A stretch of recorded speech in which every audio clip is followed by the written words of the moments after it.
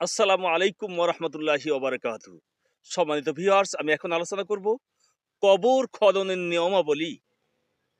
কবর মায়েতের সমপরিমাণ লম্বা হবে। যতটুকু লম্বা তার অর্ধেক পরিমাণ চওড়া হবে। মায়েতের দেহ যত লম্বা, কবর তত পরিমাণ গভীর হওয়া সবচেয়ে উত্তম। অন্তত তার অর্ধেক গভীর করলেও চলে। এরূপ কবরকে সিন্দুক কবর বলে। আর এরূপ খনন করার পর কবরের নিচে কেবলার দিকে আরেকটি ছোট্ট কুঠরির ন্যায় খনন করে তার মধ্যে মায়েতকে রাখা হলে তাকে বলে বুগলি কবর বা লাহদ। সিন্ধুকের চেয়ে এরূপ কবর করা উত্তম।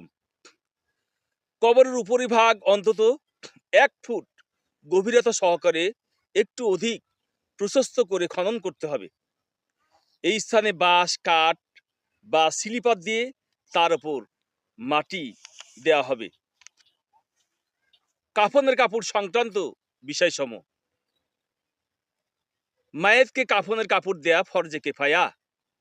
মায়ের জীবনে সাধারণত যে মানের কাপড় পরিধান করত তার কাফনও উক্ত মানের হওয়া উচিত। কাফন সাদা রঙের হওয়া উত্তম। নতুন বা পুরাতন উভয়টি সমান। কাফনের কাপড় পবিত্র হতে হবে। পুরুষের কাফনে 3টা কাপড় হওয়া সুন্নত, যথা ইজার, এটা মাথা থেকে পা পর্যন্ত লম্বা হয়। 2 নম্বর লেফাফা বা চাদর, এটা ইজার থেকে 4 গিরা বা 9 ইঞ্চি লম্বা হয়। 3 নম্বর কুর্তা বা জামা, হাতা ও কল্লিবিহীন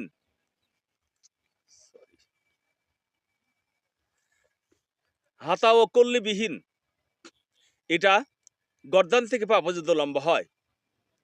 মহিলাদের কাফনে 5টা কাপড় হওয়া সুন্নত, উপরোক্ত 3টা এবং সিনাবন্ধ, এটা বগল থেকে রান পর্যন্ত হওয়া উত্তম। নাভি পর্যন্ত হলেও চলে। 5 নম্বর সারবন্ধ বা উন্না, এটা 3 হাত লম্বা হয়।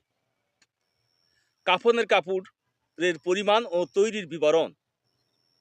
1 নম্বর ইজার, লম্বা 2.5 গজ, চওড়া 1.25 গজ থেকে 1.5 গজ, পরিমাণ মাথা থেকে পা পর্যন্ত।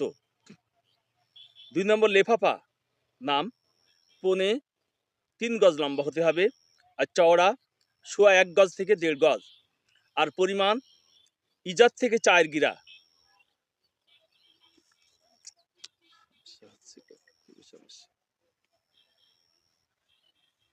ইজার থেকে 4 গিরা বা 9 ইঞ্চি বেশি।